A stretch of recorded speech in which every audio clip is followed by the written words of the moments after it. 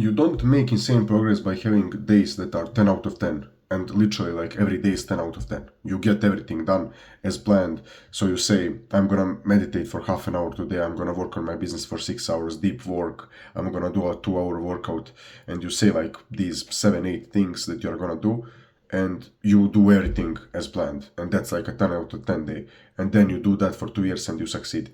No. So how success actually looks is having a plan that's pretty consistent over time, and every day is about 7 out of 10. So at least like 6 out of 10, and usually not more than 8 or 9 out of 10. And this is exactly also how my days are. So I almost never have a day that's like 10 out of 10. Oh my god, like I did everything that I thought. But also, my day is never lower than a 6. I'm never gonna relapse like on NoFap. I'm never gonna forget to do a cold shower. I'm never gonna skip a workout. I really rarely skip something like meditation or working on a business or something like that. So my day is never too bad.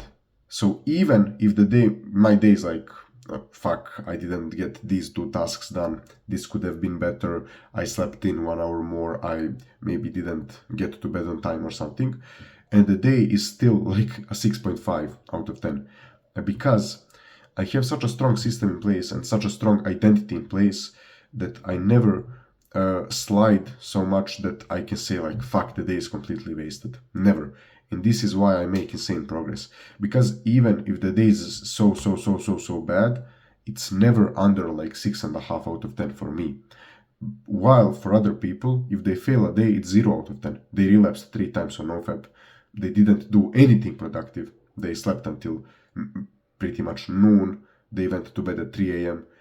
They drank or they ate shit.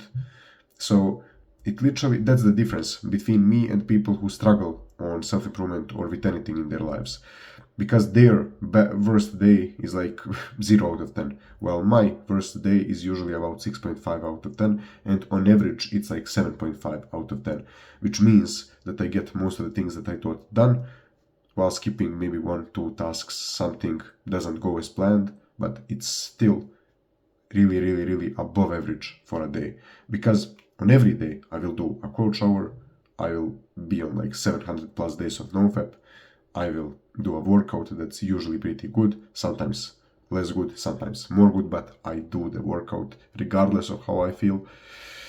The latest I'm gonna go to bed is usually like 11 something p.m. Maybe this year I went after midnight to bed maybe like a few times when it was summer break, so I was sleeping like until 9 a.m. or something like that.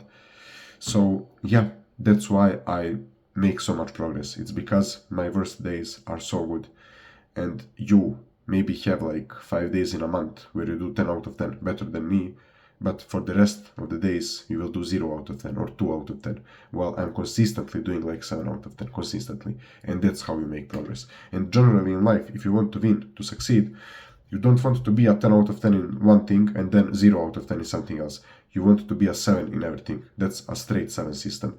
So instead of having an insane 10 out of 10 body, but being completely broke, 0 out of 10 finances, or being like completely stupid, uneducated, 0 out of 10, you should be 7 in everything. So in my case, let's go for a 7 out of 10 body, let's go for a 7 out of 10 finances, let's go for 7 out of 10 confidence, 7 out of 10 habits, 7 out of 10 productivity, 7 out of 10 social circle, 7 out of 10 networking, everything, 7 out of 10. And yeah, in my case, maybe I will have a body that's 9 out of 10. Perfect. Nice. Maybe I will have looks that are better than 7. Nice. That will make up for my finances if they are like 5 or 6.